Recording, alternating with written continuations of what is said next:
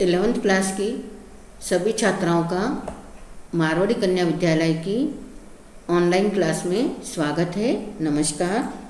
आज हम पथिक भाग का शेष भाग पढ़ेंगे। पथिक का शेष भाग पढ़ेंगे। जब गंभीर तम अर्ध निशा में जग को ढक लेता है, अंतरिक्ष का छत पर तारों को छिटका देता है। जब गंभीरतम, कवि अपनी प्रिया से प्राकृतिक सौंदर्य के सुख का वर्णन करते हुए कहता है,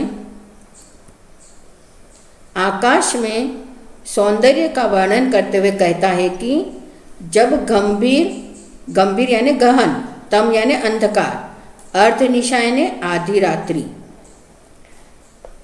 चारों को ढक देता है यानी चारों ओर से। जब गहन अंधकार अर्धरात्रि में जग को ढक देता है, इस संसार को ढक देता है यानी चारों ओर अंधेरा छा जाता है। अंतरिक्ष की छत पर तारों को छिटका देता है।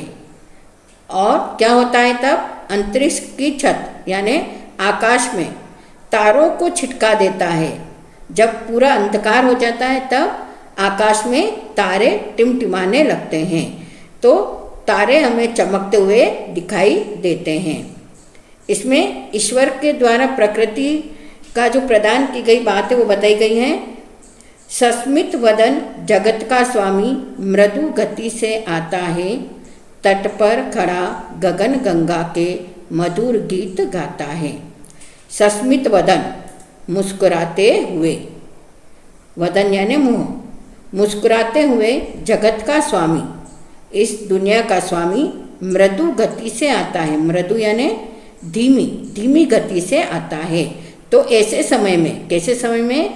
जब चारों ओर अंधेरा है और आकाश में तारे टिमटिमा रहे हैं, चमकते हुए तारे दिखाई दे रहे हैं, ऐसे समय में मुस्कुराते हुए जगत का स्वामी धीमी गति से आता है।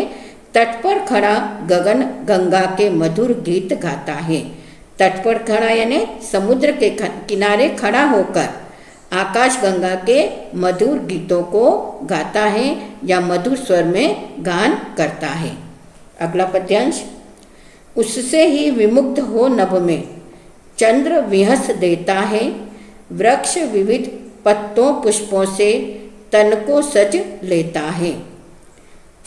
उससे ही विमुग्ध, उसी दृश्य को निहार कर कवि आनंदित होता है और कहता है कि विमुग्ध होकर, इसी दृश्य से मुग्ध होकर, नभ यानी आकाश में, चंद्र यानी चंद्रमा, तो इसी दृश्य से मुग्ध होकर आकाश में चंद्रमा विहस देता है। विहस यानी हंस देता है। इस दृश्य को देखकर चंद्रमा भी आकाश में हंसने लगता है या हंस देता है। वृक्ष विविध पत्तों पुष्पों से तन को सज लेता है। और वृक्ष भी, पेड़ भी, वृक्ष यानी पेड़ भी विविध प्रकार के, अनेक प्रकार के पत्तों पुष्पों से, पत्तों और फूलों से, तन यानी शरीर। तो जब चंद्रमा हंसता है तब वृक्ष भी क्या करता है? अनेक प्रकार के पत्तों और फूलों से अपने शरीर को सजा लेता है। अगली पंक्तियाँ। पक्षी हर्ष संभाल न सकते, मुक्त चहक उठते हैं, फूल सांस लेकर सुख की सानंद महक उठते हैं।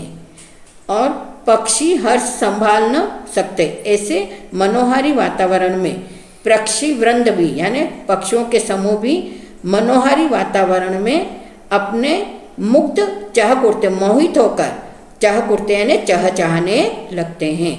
ऐसे वातावरण में, मनोहारी वातावरण में पक्षी भी चहचहाने लगते हैं। फूल सांस लेकर सुख की सानंद महक उठते हैं। फूल भी, पुष्प भी सांस लेकर सुख की सानंद महक उठते हैं। फूलों में भी महक बढ़ जाती है, फूल भी महकने लगते हैं और महक से ऐसा लगता है मानो सुख की सांस ले रहे हैं। अगला पद्यांश। वन उपवन गिरी सानु कुंज में मेघ बरस पड़ते हैं, मेरा आत्म प्रलय होता है, नयन नीर जड़ते हैं। वन वन उपवन गिरी, वन यानी जंगल, उपवन यानी बगीचा, गिरी यानी पहाड़, सानु यानी सतह, कुंज मेघ, मेघ यानी बादल। तो प्रकृति के प्रत्येक कण में, प्रकृति के वन, जंगल, बगीचा, पहाड़, सतह, कुंज, सभी जगह प्रत्येक प्रकृति के प्रत्येक कण में मेघ बरस पड़ते हैं, यानी वर्षा होने लगती है, वर्षा हो रही है। मेरा आत्म प्रलय होता है, कवि अपने लिए कह रहा है।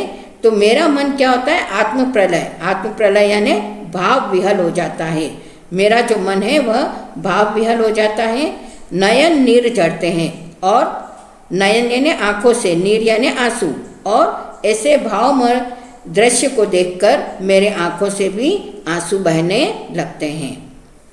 अगली पंक्तियाँ, पढ़ो लहर तट तृण तरु गिरी, नभ किरण जलद पर प्यारी, लिखी हुई यह मधुर कहानी विश्व विमोहन हारी। और कवि अपनी प्रिया से कहता है कि तुम इस जो प्राकृतिक सौंदर्य है, मनोहारी दृश्य, इसे पढ़ो, अर्थात इसे महसूस करो। पढ़ो लहर, लहरें, तट यानी किनारा, तृण यानी तिनके, तरु यानी पेड़, गिरी यानी पहाड़, नभ यानी आकाश, किरण यानी किरणें, जलद यानी बादल। तो किरणों पर लिखी इस मधुर मुस्कान को तुम पढ़ो, इसका आनंद अनुभव करो। लिखी हुई यह मधुर कहानी, यह जो मधुर कहानी लिखी हुई है इन सब के ऊपर, इस मधुर कहानी को पढ़ो और विश्व विमोहनकारी।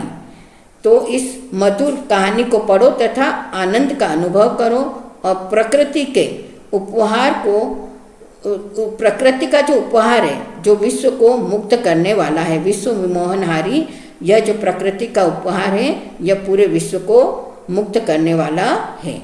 अगला पद्यांश, कैसी मधुर मनोहर उज्ज्वल है यह प्रेम कहानी, जी में है अक्षर बन इसके, बनूं विश्व की बानी। प्रकृति की प्रेम कहानी बताइए कवि ने।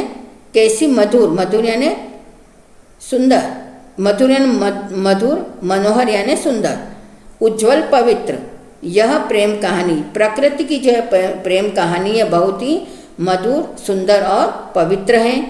जी में है अक्षर बन इसके, बनूं विश्व की वाणी।